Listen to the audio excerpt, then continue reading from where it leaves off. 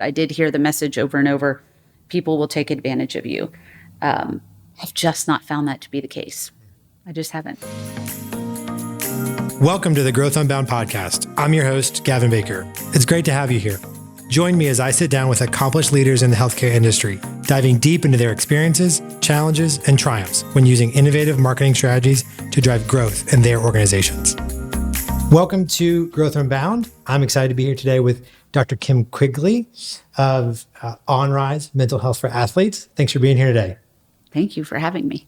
I'm excited to have you share your story of your company, of your background. And so I would love to just start with, what's the Kim story?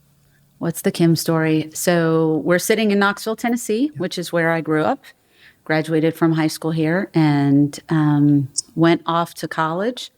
I guess I'll tell my story in the theme of what Onrise has become. I was obsessed with my sport and went to college thinking I was going to be a huge star, and got there and got hurt about a couple months in and stopped playing sports precipitously and had to figure out, okay, so now what? And I got really interested at that time in mental health, primarily because I was really sad about not having my sport, not having my friends, not having my team, and then being really far away from home. I went to school in Washington, D.C. A while ago, and that was before cell phones. So you just kind of went and stayed. And in that, I found a new home being pre-med and being very interested in social issues and mental health at that point. So I had grown up here. I was the daughter of a physician, started a big physician cardiology group a long time ago, recently passed away, kind of a legend to pass away, the founder of East Tennessee Heart Consultants, and was just always interested in healthcare from a very young age. Sure. I would say I'm an uber empath, which was a problem as a child, like would get really upset at movies. And but the way that that's translated is it's translated really nicely into medicine and really nicely into healthcare, of trying to solve problems from a patient perspective. So it's helped me, even though in school and when I was a little bit younger, it made it a little bit harder Sure, I bet. in certain situations. But so born and raised in Knoxville, Tennessee, went away to school, came back after college, and went to medical school, went to the University of Tennessee, went into psychiatry, finished my psychiatric residency in Philadelphia, and got married, had kids. Now have two children, a junior at the University of Tennessee who's a Latin American studies major, a freshman at Elon University who is a soccer player, and I have a sophomore at Webb, Meg, JP, and Jack. Wow, so, that's great. Yeah. So you have a lot going on. I have a lot going on. So what was your sport? I played volleyball. And at the time, and now we have three, this year we have three professional volleyball associations in the United States for professionals. But at the time, it was pretty much nothing after college. So when I had that moment of, do I have surgery and rehab, or do I figure out how to support myself? It wasn't much of a choice in 1993, I guess, when I went away to school. Yeah. But now Onrise is working with two of the three. We're hopeful for the third. Awesome. But that's been really fun to watch. Yeah, for sure. And we talked about this, my background in playing lacrosse at a Division III school. Yeah. And it is interesting, 20 years later, at the time there was kind of one professional league, but professional only in the sense that they got paid a little bit of money. Right. It's now become more of a path, but still it's a different, and I couldn't imagine being an athlete today with NIL and endorsements and all of the pressure. I say all the time, I wouldn't have made the Webb team right now. Right. I mean, there's no way. which is incredible. Yeah. What was it? So go back to the college experience of having the injury. Yeah. And did you know, or even kind of conceptualize, I'm going to lose this team, and like what it meant to you? No, it was really overnight. I went from being at practice one day and then not ever again. Like I went to practice, I got hurt, and I never played again, and was not, at that point, it was such an awkward experience of, oh, wait, I thought, well, they're not my teammates and they're not my friends. And where do I fit in? I don't really think I have some good friends from school. I went to Georgetown. I absolutely love the school. I love the people I met that became my friends, but I never really reintegrated. after that, because it's very much an identity. So then you're like, well, what's my identity after that? And that was very small compared to identity shifts that I see in athletes today. Yeah, just because of how all encompassing it is. Yeah. So I'd love to come back to the identity part of it in a little bit. So let's shift to the Onrise story. So you're back. How did you get, what's the genesis of that idea? So I moved back and I had kids. I worked straight out. Early career was always working in public mental health. So I worked for Cherokee Health Systems. I will say that I've worked with telehealth from day one. So out of residency, Cherokee, right over here, was beaming to every outlying county. I felt very comfortable managing 2 or 3 very rural counties as a new psychiatry grad. Very significant amount of mental illness, significant amount of poverty. Moved over to Lakeshore and worked from Lakeshore to at Lakeshore up until it closed, went through the process and the political pieces of it closing, which was fascinating. So I believe by doing mental health in a mid-size southern town that I got to learn things that a lot of people don't see as a mental health provider. I would not have experienced the same things if I had stayed in the Northeast after residency. So I'm very thankful for those experiences coming back. What are some of some of those things you think of? Like, so the closing of state hospital, right? I grew up on Lions View Drive, and to close Lakeshore I was there from 2010 to 2012 up until the closing. But from the day that the sign was posted on the wall, which was, I think, 4:30 the Friday before Veterans Day. I remember it very clearly. Lakeshore has been around for it's everything I knew. Literally an institution. Yeah, literally. Yeah. And so watching how the public responded, watching and I'm a very gray person, definitely to a fault. So watching everybody's interest, where are everybody's incentive in this picture? And I would literally sit down and write out on paper, like, here's Lakeshore in the middle. Who has interest in this and what's really going on. Yeah. And I was able to do that in 3 or 4 situations throughout my early career that really helped inform how I solve problems in mental health delivery now. Sure. And describe Lakeshore from your perspective. Lakeshore is it served an incredible purpose for our community. And now, I don't know if you've been, kind of keeping up with it now, there's a push to reopen a state institution around here, because from 2012 until 2023, we've not had that resource in the community at the time. So you have to look at it multiple ways, right? And I don't fault any of these ways. I just think they're all very interesting. Where is it located? Sure. Right?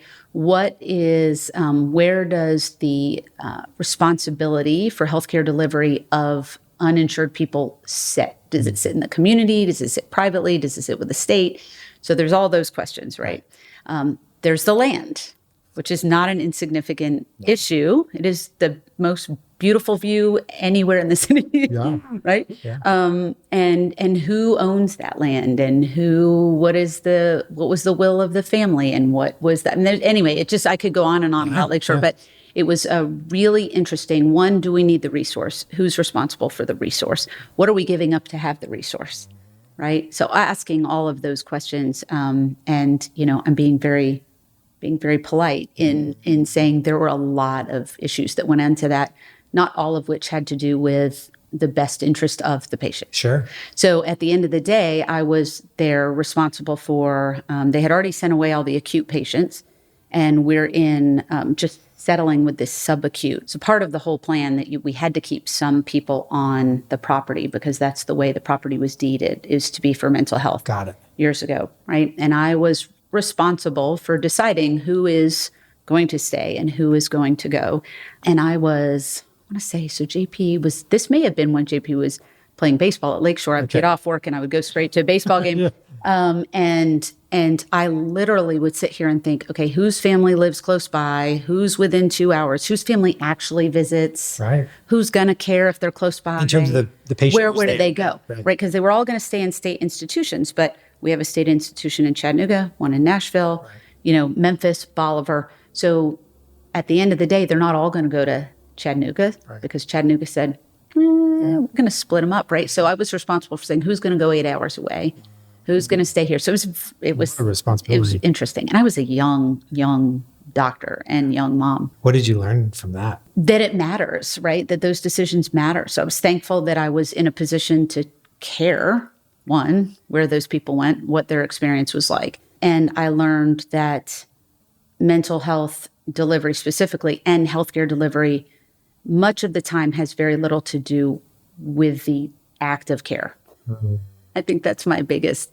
So not to neglect the whys around the doctor-patient relationship. Because if you do that as a doctor, and I do see that in medicine, and I saw that growing up, doesn't matter. As long as it's me and the patient. Well, that's not true, right? And it is our job as physicians to understand the business around healthcare in a way that protects that relationship. Sure. In sports, it's 1,000 times that, right? Because there's so many incentives.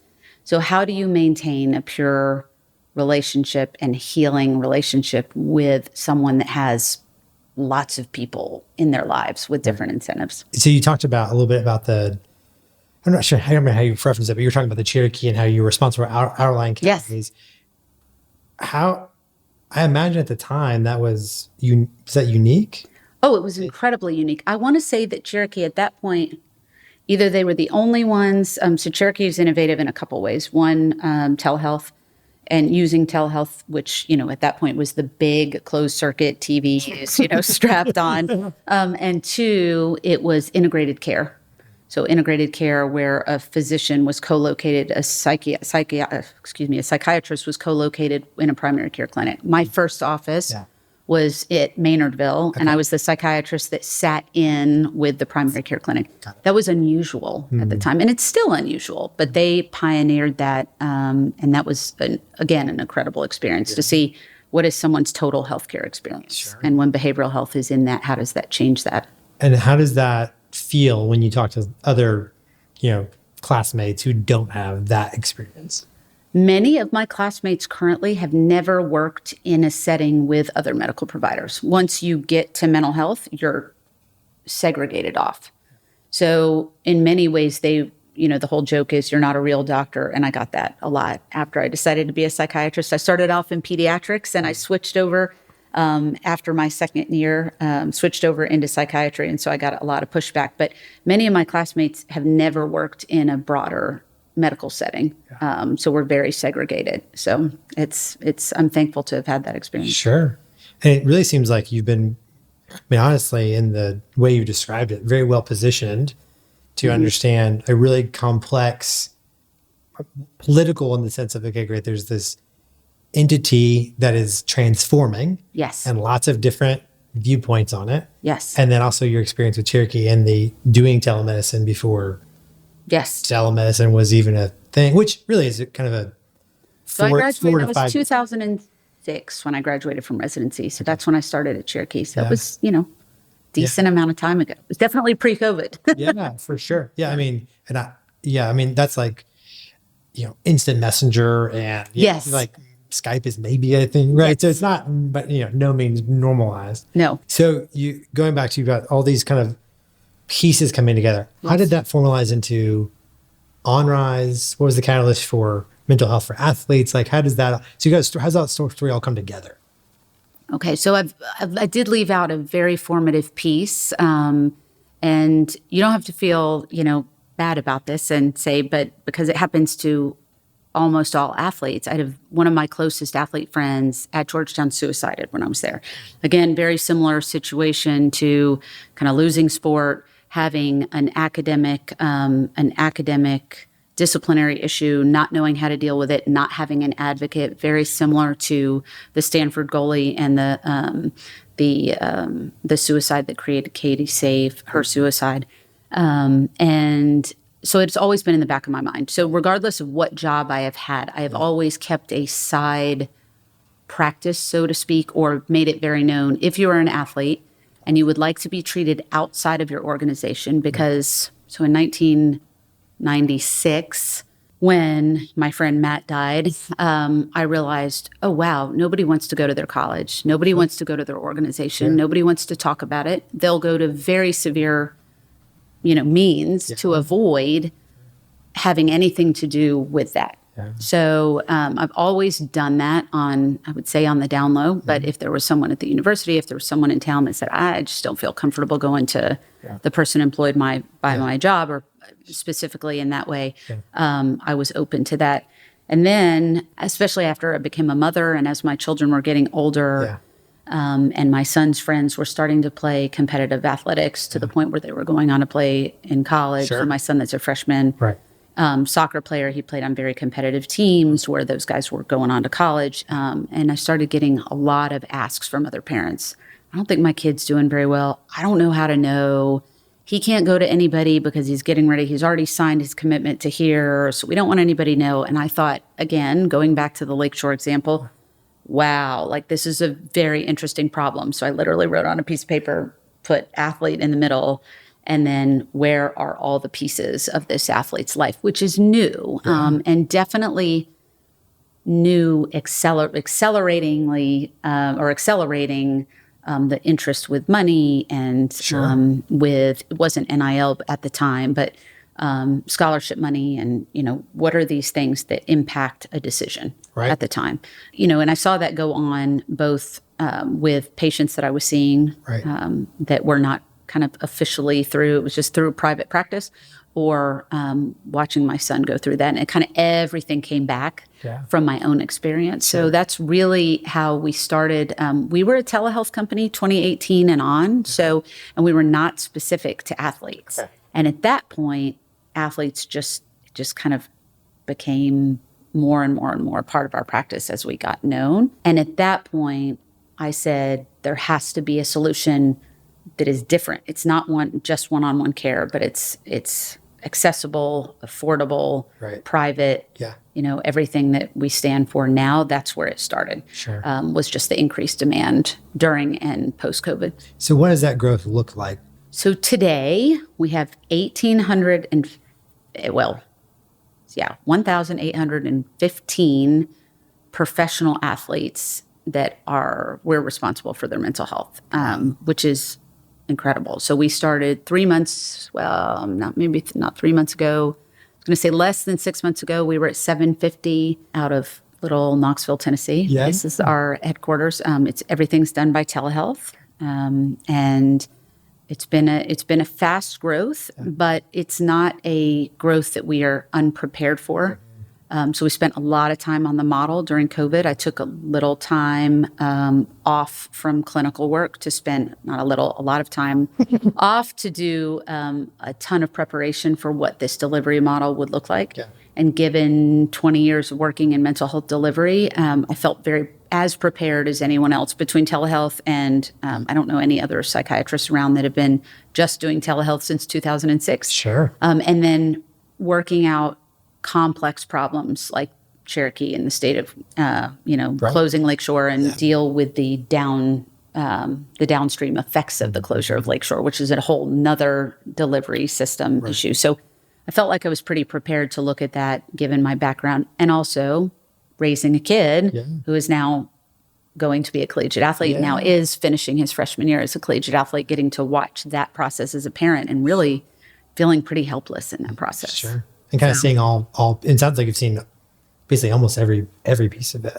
So you didn't start as doing mental health for athletes. You morphed into that. I think one of the challenges that we see all the time with our clients is, they're starting a business, they're doing kind of a top level business analysis, business plan. What's the total addressable market? So how did you end up with professional athletes, right? Which is a great place to be.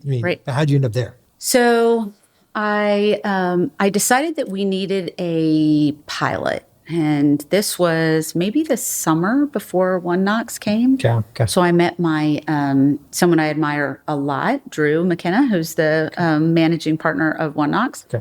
And he was coming into town, new, starting a professional soccer team. And what level are they in the professional? So they're at USL 1. So there's the MLS. And then there's the USL Championship and USL 2, which is kind of like second and third division soccer. But he was coming into this market. They were starting at USL 2, which is amateur, and then with the plan to go to USL 1, which they have done brilliantly. and successfully here to start our beloved team. And he came in and asked me some questions. At that point, I was kind of firmly in the soccer world as a parent, asking me some questions about the dynamics. Building that relationship, I said, I really would love to provide mental health support for the summer for the team coming in. And he graciously, I said, I'm not going to charge you, or, just let us be around. And my VP of VP of operations now, Tasha Saunders, and I spent every day literally taking food, putting up a tent, coming down to practice every day to be with 40 guys from, I think we figured out it was 17 different countries by the end of it all. It was fascinating. Made some of, closest friends. Now they're all over the world and they still keep up with us. But it taught me a ton about minor league soccer. Well, it wasn't really minor league. It was summer ball. Yeah. But it was also really interesting experience as well. The other thing that happened at the same time is VFL, Derek Furlow, who's our chief athletic officer. What that means is he's the primary recruiter and liaison with all of the athletes that come in to do our athlete-to-athlete peer support, which is one of the I would say the most important level of care that we have currently. And he was interviewed for in the News Sentinel. He was a safety at UT, and he had started an NIL company called Sports Life Business, SLB, that was NIL focusing on mental health companies. Okay. Like, how can we help you talk about this? So he was very, very forward thinking at the time. And I remember I got this text, you got to meet this guy and he's got to meet you. And, very quickly we realized, we really need to do this together, because what I was looking for is I need a way to put in care that is cheaper, more relatable, more. It's not just the licensed clinicians that we can't hire and make. How do we get this care out there in a very different way that's still very safe? I'm a huge advocate of peer-to-peer counseling that's used in many pieces of mental health care that's currently. Addiction is a big one where we use peer-to-peer counseling, chronic mental illness. And I said, there's no reason why this doesn't work. And there's so many athletes with master's degrees that are bright and incredible people that have just transitioned out of sports. They themselves don't have an identity and they want desperately to give back. And how do we kind of combine those needs together? Sure. So I have to give Derek a lot of credit for helping in that, in the iteration of that idea, as well as just his incredible ability to recruit everybody. So he's just great. So we should go back. We talked about the number of professional athletes you're serving. What are the levels of care, or however you're defining your service offerings? Yeah. So our model is we offer three different types of care at the same time. So peer-to-peer support, which are all athletes that are ex-professional or collegiate athletes. Say maybe 80% of them have master's degrees at this point. All of them have bachelor's degrees. And then licensed mid-level care, which is therapy, whether it's licensed clinical social workers, licensed professional counselors, and then psychiatric providers. So at any given time, you have unlimited access to those three levels of care. So it's interesting what we find. People gravitate towards the athletes, right? And so our athletes meet with, we have supervision with our chief clinical officer. They learn from each other. They get so much out of it by providing peer-to-peer support to other athletes. I'm done with my sport. How did you deal with that? Sure. Right? And those are non-clinical issues. And we have lots of safety protocols in place of what happens when someone starts to talk about, their mood. It's very similar to going to the primary care doctor and your doctor saying, maybe you need to see someone. Flags. Yes, exactly. And so all of those are in place. But at the same time, they're much more likely to engage first with a retired athlete. As my son would say to me, I would prefer to go see Derek first, then you. And that's true of pretty much everyone. Certainly every athlete right now. Takes away stigma. It's a huge, I'll go see a retired athlete. It feels more like a conversation than seeing a doctor. Yes.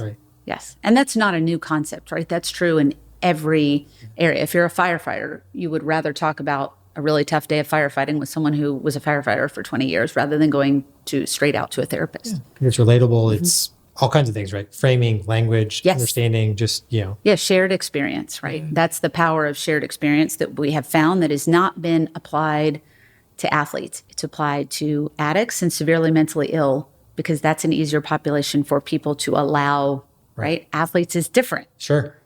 The people that suffer are the athletes, the younger athletes, because they crave it, right? They want to hear what it's like from, we have Alexis Hornbuckle, right? 2-time WNBA champion, played for Pat, played overseas for, I may get this wrong, Lex, 7 or 8 years, but a long time. Yeah. That is a fascinating story for a young basketball player to hear. Sure.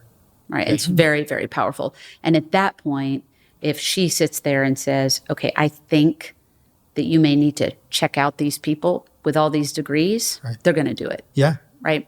So we go from 50% in NCAA well-being study, 50% of collegiate athletes do not feel comfortable hearkening the doors of a traditional medical practice. Sure. So that's a lot of kids. Yeah. Right. So if you and I both have college athletes, one of our kids is getting in trouble because one of our kids is not willing to ask for help. Right. Yeah. And that's scary. That's like 100%. Russian roulette. Yeah. For lots of reasons. Yeah. But yeah. Yeah. So when you get to the adding growth, how do the professional associate do I as an athlete, do I opt into it personally? Does my team tell me? So we are a B2B business. Okay. So currently we take care of teams, clubs, leagues, players associations. We have a very strong mission-oriented feeling about players associations because of what they're trying to accomplish for their players. So we currently went from taking care of our Summer One Knox team to now being the mental health provider for the USL Players Association, which is 750 players across the entire USL ecosystem, which is phenomenal, right? It's a phenomenal experience. It's an amazing group of young men to take care of. I mean, if you do a really good job on the front end of figuring out that this is a model that's safe, that works, that meets a need, that people can afford, the sales process is very easy. Yeah. That's awesome. So, I mean, spending a time on the front end, I think really got us, we definitely are a first mover in the area, which is always a bonus. Yeah. But we offer a lot of things that we're kind of a complete package. We go into a players association. They pay a fee for their athletes to be covered with unlimited services for a year. So very similar to an EAP model. And that's worked. Yeah, so far. Yeah. So what's been everyone loves growth. Growth is sexy. It's exciting, right? Yes. It's adding team members. It's adding athletes. It's adding revenue.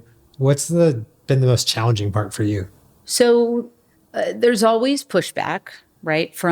I think the biggest challenge is if there's pushback, meaning, an organization that says, oh, I don't like this model, or I don't like this. It's really, we follow so many rules and regulations. I think being in public mental health care for so long between Medicaid and Medicare and understanding, I have no doubt that every single box is checked. We're licensed. I think I'm personally licensed in 38 states right now. So that's a lot of CME that I do on a regular basis. So I know I'm definitely checking the boxes. Yeah. But the biggest thing is asking myself, what are their incentives? Why is this something that's hard for them at this point? And that hasn't really happened a lot at all. But that may be one of the biggest challenges, is really sitting back and kind of saying, okay, what's really going on here? Because we do find that more with athletics because of the money. Sure. There's just more money involved and people care more, which sounds horrible, but it is the truth. Yeah. Have you noticed a difference? So like in the organizations you support, have you noticed a difference in terms of how they engage between types of athletes? Maybe that's by sport. Absolutely. Yeah. So in the USL, I mean, this is not surprising. Minority male soccer players takes longer for them to get used to us and trust, right? They were our lowest utilizers at last year. Okay. We have women in, say, the Athletes Unlimited is a brand new league of softball, basketball, volleyball, and lacrosse. Okay. Very, very high utilization among women in that in that group, higher among higher socioeconomic levels. Say, I'm going to generalize, but it's true, lacrosse, right? Or volleyball or different, certainly my sports that I played, there's just, higher utilization. But what we're finding now is year 2, we just started our second season. And in the first month, I would say a majority of the guys who had reached out were minority male soccer players, citizens, non-citizens, because it's finally, I can trust them. They're third party. They don't work for my team. They don't work for the league. They don't have any interest in whether I continue my contract, whether I, stay here, whether I go to this team. So I think that's just taken time to build that trust. How do you navigate those complexities, right? Because, certainly patient confidentiality, but at some point, they probably believe somehow this is going to get out, back. Someone saying, I think I'm injured, or I don't want to do this anymore, or whatever. Right. So we are, I talk about us kind of being like Oak Ridge. Like if you ever go to the Oak Ridge Children's Museum, and you see all the signs. We are uber privacy. Sure. Right? We talk about that a lot. And obviously there are many, many things in place, but mental health in athletes is not any different than someone who's just had a cardiac evaluation, right? HIPAA is HIPAA. Sure. And it's there for a reason. And we're fully compliant at all levels of care, all technology. And it's just very, very important to us. So all we can do is show, right? And so because we're new, but year 2, the guys come back and say, I talked to someone 3 or 4 times. Then I went to a different team, talked to someone 3 or 4 times. And nobody knew about it, right? It's just experience. Yeah. So when they see that it's true, then they keep coming back. Trust. Right? And then that just disseminates, right? There's this very grassroots. Athletics is very grassroots in that way. It's athlete to athlete to athlete. Yeah, for sure. So, and you're being very humble right now. Your client roster is pretty fantastic. We're pretty excited. Can you share some of? Sure. Well, the one we announced yesterday is I'm definitely excited about. It's the UFL Players Association, which is the USFL and the XFL combined to the United Football League. Okay. Players Association. There is Dartez Jacobs, who played football for Georgia State, is their tireless executive director who's wanted mental health for that group of people. Yeah. So that is one. The USL Players Association is one. Athletes Unlimited. We take care of the second team and the academy for the Philadelphia Union. Yeah. Take care of all 3 teams of Inter Miami. That's the one that people kind of get a little excited about. Yeah. And we're very thankful for them. But at the end of the day, they are they're athletes, right? They're the same. And so the nice thing about having former athletes, having all of us, we always say we're kind of not impressed with anything. There's no fangirling, or we're just, an athlete is an athlete is an athlete, and they all struggle with the same things. And as we continue to see regardless of the level you are operating at, you have there's lots of themes that we see over and over again. So for us, it's getting to be, unfortunately, normal, regardless of what level you play at. It's just obviously it's magnified with social media problems and money and all kinds of other things at the higher levels. But no less important than the freshman in college. Yeah, for sure. When you think about, like you said, the pressures and all the pieces, one of the things that you see and hear all the time is just physician burnout, right? Just this, because of the load that's being carried for them, right? Right. All this care for all these people who have all these problems, and they literally, you can only do so much to help them. Right. What's that look like for you and your team? Because you like, the problem of scale is, okay, great. Now all of a sudden you could be double tomorrow, right? With the right relationships or the right contracts or whatever. That's a significant number of conversations and, doubts and fears and homesickness and all kinds of pieces. How do you guys handle that? Fair. So one, obviously having the 3 levels of care, and really it's a failing, in my opinion, of mental health to not adopt a peer-to-peer level of care quicker. Okay.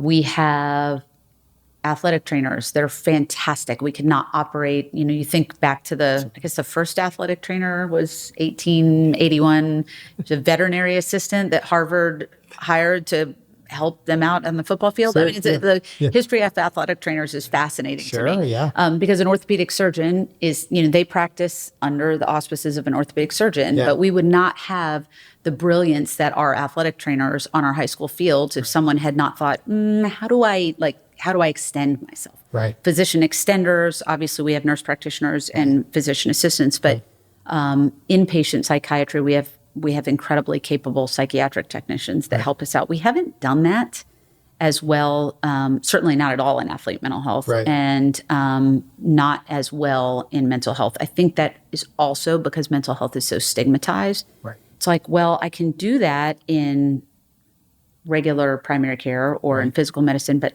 I'm a little nervous to do that with mental health.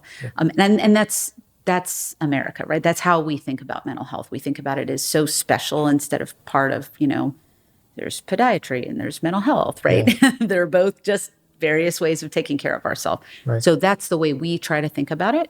And then using more innovative ways to do that. From a physician burnout and clinician burnout perspective, we have an awesome culture. Yeah. We are very picky. And fortunately, we have a lot of people that enjoy athlete work, who are former athletes, who are going to school, who are coming back. So for them, it's very life-giving. Yeah. And I'm thankful for that. So we're good at detecting that kind of on the front end as well. And then we also we try to do a really good job of having a good culture, work-life balance. Yes. We say we have unlimited PTO, which we do, and we have to force people to take time off because they'll never leave. Yeah. So we have a lot of perks in that way. Yeah. So what is the future of mental health for athletes or even Onrise or look like? So 1 year out, 3 years out, what are you predicting or forecasting? So right now, and I don't know if I could have predicted 1,800 professional athletes by the end of Q1 of 2024. Definitely not. 2024 was about brand awareness. Onrise being the name in athlete mental health, being a trusted source of information, being a trusted source that people could come and get care. Sure. And I don't want to grow too fast, right? So we're definitely, that is still the point of what we're doing. But along with the beautiful thing about any business, or the most important thing that I think, is if you have a great mission that helps people and also dovetails very nicely with a good business model, right? That's the best of both worlds. Right. So the idea is that we continue to provide care at the professional level, but that we also continue down into the youth ranks, which is what we are fortunately able to do with academies. We're talking to a lot of other academies. Elite athletics where you're spending a ton of time doing it. The PLL, we have not announced that. We're allowed to, but we haven't officially announced it. Yeah. So we will have the PLL, but the PLL is also starting all of the PLL academies, which is obviously where my heart is for which is the professional people's kids, the professional lacrosse league, but also all of their youth leagues. We just signed League One volleyball, but they own, I want to say, at least 40 youth clubs. Wow. As well. So that's most likely the plan. Continue to really continue the care model, continue to execute on good care, and then continue to kind of just, I guess, drizzle down. And, So as you grow, I would imagine, for the last few years, really, you've been responsible for the bulk of both the model, the clinical work to some degree, and then even the growth work, because that's where your pieces have all come together. At some point that breaks, right? Well, so in January, I was able to, so I've already talked about Derek Furlow. Yeah, right. My husband, Kevin, is a licensed clinical social worker, which just works out nicely. I mean, it's not like pre-planned for me. I have my chief medical officer, Brenda McBride, is a physician in Philadelphia. She works at the Children's Hospital of Philadelphia, is trained in nutrition, does a lot of nutrition, mental health, has a nutrition, mental health spin on everything, which I love and I'm passionate about with athletes.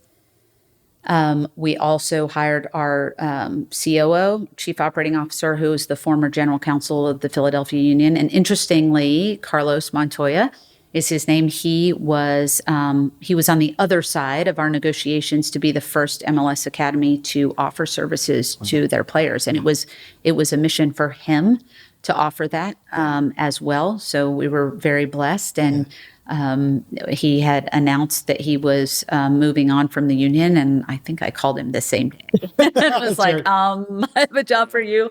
And then also our new director of sales is Brad Ring, who played at Indiana and was kind of came up through the ranks of the national teams, but he played in the MLS, or played professionally for 9 years, played in the MLS, played at Indy 11 for the last 5 years, and was one of the founding board members of the USLPA when he was an athlete. So of course, I haven't even interviewed him yet, and I'm crying thinking this is perfect. So talking about selling that service, he's phenomenal because he's an athlete. Like he gets it. He gets the whole story. Yes, exactly. So I do have help, and I have very high level help. Sounds at this. I have an incredible team. So really, my last 3 months has continued to be about driving mission strategy. We did raise money. Again, very, very picky about that because of our mission. But all of our money is through the Georgetown. Again, it's going to make me cry. Georgetown Angel Investor Network. Yeah. So the pressure to sacrifice mission is not there. Right. I have phenomenal investors who love and believe in what we're doing. That's incredible. Well, and the team sounds just the team's awesome. I mean, that is. Yeah. And it goes back to like athletics. You have to individually, everybody has played. Tasha played soccer at Sewanee, went to West High School, played for FC Alliance, went to Sewanee. And, everybody's got background in athletics. And I mean, Derek's phenomenal. Like there is no better. I mean, we joke about him like no one needs a defensive back. Like, it just picks up everything, and you don't know what happened, but he's just done it, right? So we have a great team. Yeah, that's and quite a gift to have all those pieces together. And yes, and one thing I realized earlier I guess it was last year. I was at a conference where professionals were getting their CEUs, and one of the guys there, his son is 12. His dad's like 6'6". The son throws an 85-mile-an-hour fastball, and he's being recruited by the professional baseball. Yeah. And he's 12. Yeah. And he's like being like the coaches. I don't know the exact scenario, right? But he's being through Instagram. I bet he pitches more than 40 pitches and a game. Being followed, and he's being like incredible. Pulled in, and you're like, he's 12. He's 12 years old. But we just, there's more and more, 13, 14, 15-year-olds being signed, and you think, what happens between the ages of 13 and 18 in our own lives? Right. Think about how massive that is and what that's like in that situation. Right. So. No, it's a big deal. And I think when I was thinking about, you guys and even my own experiences thinking like, okay, there's identity, and there's all of the team pressures and the coach pressures and just on top of just being a regular college kid, right? Yes. Schoolwork and just, your own family and that's not even at the level where money's playing a role. Right? Yeah, no, my son is in life-changing money. No, right? He's in a mid-major D1 conference. There's no NIL money. I mean, he might be able to get a couple sandwiches down at the local deli, which I need to tell him to do because it's expensive. His bill is expensive. But he called me yesterday, not to kind of out him too much. He knows I use him as an example. And he was like, wow, this is really hard. He's up at 6 o'clock every morning, and he does not stop till 6 o'clock at night. I mean, he's at the gym, and this is the off season. Yeah. He's, on the field by 6:30, and it's definitely not for the faint of heart. And I think there's a lot of highlight reels along the way, but the daily piece of it is very difficult. Yeah, for sure. I remember I was at the Banff Mountain Film Festival last year, and there was a woman. She was a kayaker, or she is a kayaker. Okay, but she came up through the French slalom kayaking entities, which are like incredible things. Yes. Like from like 10 years old on, right? Through it. She's like, and she's Olympic quality. She ends up in the Olympics twice, like misses podium, then like bronzes. And she's like 22 years old and like, I don't like this anymore, right? This isn't fun. She started kayaking at night with a headlamp just to regain a love for the thing that she once loved. And she ended up transitioning all that into, she actually, I think, quit kayaking for a while. She ended up transitioning it into doing massive waterfall kayaking. So like massive drops. Oh yeah. But the people who evaluate her, like the reason she can do it is because it's the slaloming. right? The learning of the positioning of body and paddle and like, because when you're, I don't know, I can't remember what, 110 feet. Like, I mean, like these things are just like free falling.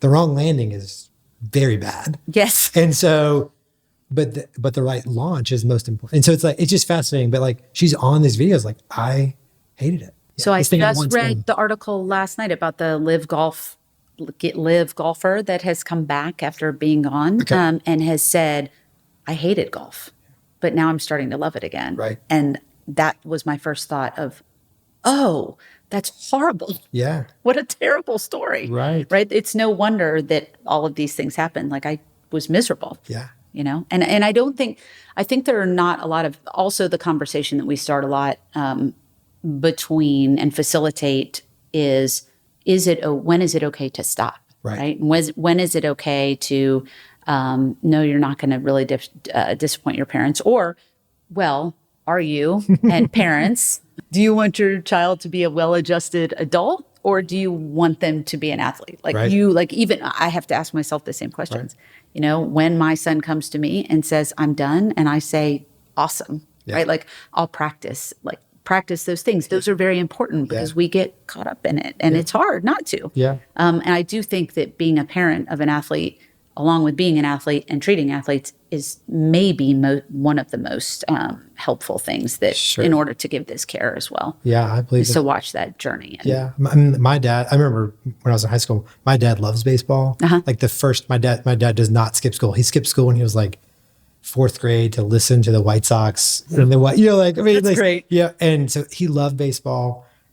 I could have played baseball. We played baseball for years growing up. Right. I switched to play lacrosse and he was crushed. Like, I mean, he was like, why are you doing it? Because I mean, thousands of dollars, thousands of hours of time and practices and, empty fields with him with a bucket of balls. And like, I mean, just the whole thing. And, and again, I was 13, I'm not really capable of making this decision in the magnitude of all the other losses and everything like that. But to his credit, he, became a lacrosse dad and it was, but still there was, a different dad would have said, no, you're not doing it. And it does happen on a regular basis. Which has, I'm sure, long lasting impacts. It does. That you guys see. We talk to professional athletes about those types of early experiences. Sure.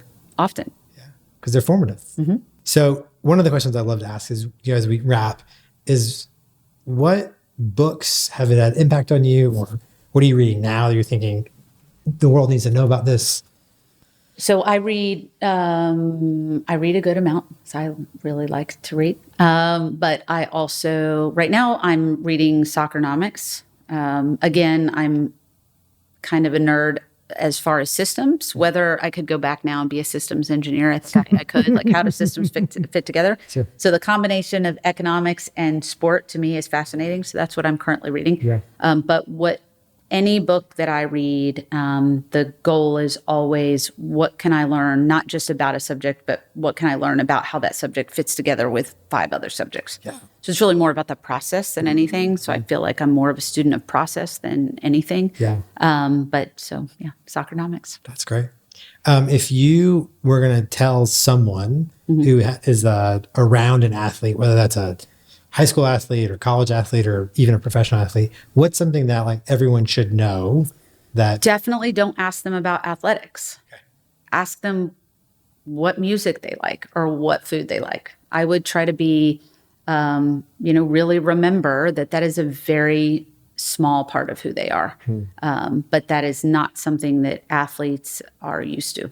And it's very refreshing. For them. Yes. That makes complete sense. Or talking about another sport. That's actually really helpful too. Do you how many soccer players I know that love to play golf? Like, why do you love to play golf? Tell me. Have you ever played any cool golf courses? And they will talk forever about the golf courses they've been able to visit. Kind of from a contrarian perspective, what's one thing that you believe in your career, your field, that no one else agrees with? That you should always do things for free. And it doesn't matter because it'll come back.